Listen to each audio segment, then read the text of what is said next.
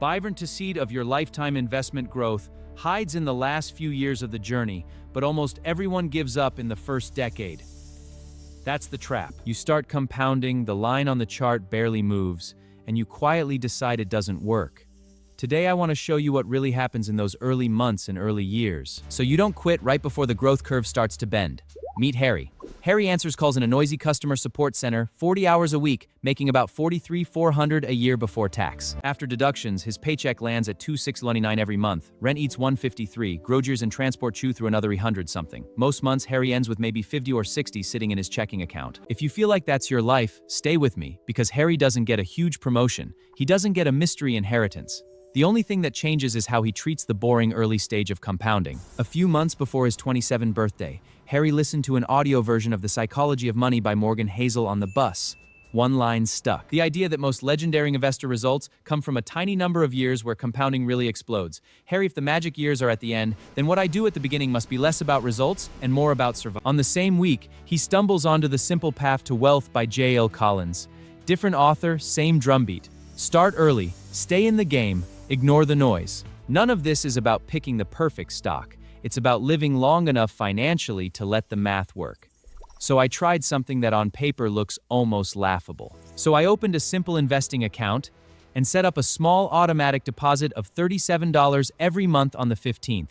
It's not flashy, but it's a start. Right after his rent clears and the rest of his bills settle, 37. That's it. That was the number he could stare at without feeling panic in his chest. Here's what really happens next, and this is the part most people never see clearly. The market wiggles a little. One day it's up $1. Another day it's down $3. Emotionally, it feels pointless. He could have kept that money and ordered takeout twice. By month 3, the pattern's the same. He has just over $12 invested. The news screams about inflation and interest rates and recessions and rallies. Harry feels like he's walking up a down escalator. This is the first hidden stage of compounding, the boredom stage. The math is working. You just can't see it yet. Most people stop here. They cancel the deposit. They plan to come back when they can invest a real amount. But Harry makes one quiet decision. He decided that for the first 12 months, the account is not allowed to make him feel anything. It's just a bill, like rent, like gas. It goes out. He doesn't debate it. Around month 6, something small shifts. The account passes $250 for the first time. That's still not life-changing money. Harry, it's the first time in his adult life that his net worth graph has a line that only moves in one direction. Oh no! His car needs a repair. The estimate comes in at $489. Old Harry would have emptied the little investment account and killed the compounding experiment. New Harry does something different. He takes a deep breath, pulls 2 extra shifts, sells an old gaming console for $42, and covers the repair without touching the investments. This is the second stage of compounding, the identity stage.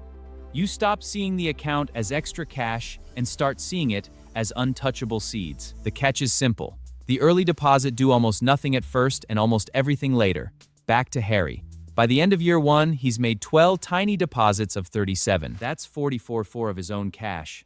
With normal market swings, his account shows something like $40.69. He's up about $25. That's it. An entire year of patience and the profit barely pays one grocery run. If a friend looked over his shoulder at that moment, they'd probably laugh. All that discipline for $25. Where compounding quietly shifts from money to mindset. In year 2, Harry does one important thing. He doesn't double his contribution. He just adds one more little lever. Every time he gets a pay raise or overtime, he nudges the monthly invest amount up by 5 or 7. By the end of that year, the monthly buy has crept from 37 to 53. That tiny, boring change does more for his future wealth than any fancy stock pick ever will. By month 24, Harry has deposited just over $100 of his own money. This is the third stage, the separation stage. Your money starts to feel like a different worker in the household. It shows up even when you're tired. Around this time, I read The Richest Man in Babylon by George Clason, a little book from nearly a century ago obsessed with one simple rule: pay yourself first. Have apps or index funds, but the principle is identical. Take a slice of every income and send it to your future self before anyone else gets paid. Imagine Harry keeps leaning in. He keeps nudging his monthly investment by small odd amounts. 53 becomes 61, then 69. Life still has treats. They're just chosen, not automatic. His monthly contribution has climbed to tell twelve, nothing insane. His total deposits over 5 years add up to roughly 5,300 something. Thanks to the market doing its slow, often annoying thing, the account shows just under 6. Here's the key. Only about 1 cent of that balance is growth. But that 1 fen didn't cost Harry any extra work. It appeared because time and returns teamed up. At this point, a lot of people would still shrug. 5 years and the account is only 4 figures. But compounding is just starting to stretch its legs. What that means for Harry is this. The dollars he invested in year 1 might double once by his mid-30s, and again by his mid-40s, and maybe again by his mid-50s if he stays invested. The dollars he invests in year 15 won't have time for all those doublings. So the earlier dollars, even though they were smaller, end up doing more heavy lifting. This leads us to the part of compounding that almost no one feels emotionally prepared for. Around year 8 or 9, the curve finally starts doing the thing you see in textbooks. But the account could now be showing 15,000 or 16,000. The gap is no longer a grocery trip. It's a used car. It's half a year of rent.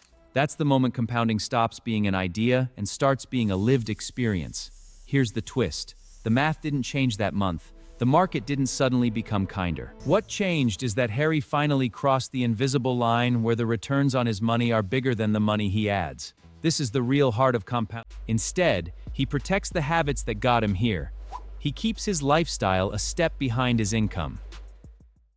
When someone jokes that he's cheap, I just change the subject. Remember those books? The Simple Path to Wealth warns that the hardest part isn't getting rich. It's staying invested when everyone around you feels richer than you in the short term. The psychology of money teaches us this. Flashy spending hides compounding. Quiet investing, on the other hand, amplifies it. By year 10 or gel 1, I see something almost surreal. In a strong market year, my account might grow by 3,000 or 440 den without any heroic contribution. If you zoom out even further, something else becomes clear. The first few years of counting felt promising. The later years feel unfairly generous, as if the universe finally flipped a switch in your favor. So what does this mean for you sitting here wondering whether your first 100 or 550 a month is worth the trouble? First, understand that the early months are not about the money. They're about identity. You're teaching your brain that you're the kind of person who plants money in the future instead of burning it in the present. Even if your account could disappear tomorrow, that identity would still be priceless. Second, accept that the numbers will disappoint you at the beginning. That's not a sign you're doing it wrong.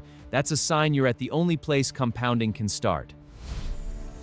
Third, protect the system more than the amount. If all you can do is 29 a month, then guard that 29 like it's sacred. When your income rises, nudge it up. When life punches you in the face, find a way to keep the system alive, even if you have to pause growth for a couple of months. Finally, remember Harry at 3 milestones.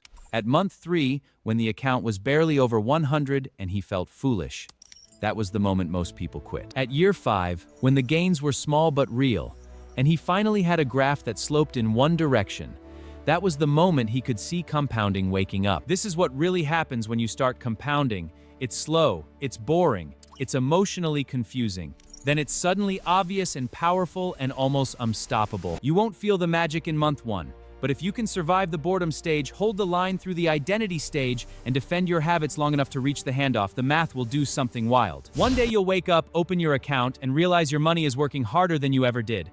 If this resonated with you and you want more content like this, hit that subscribe button. Your future self will thank you.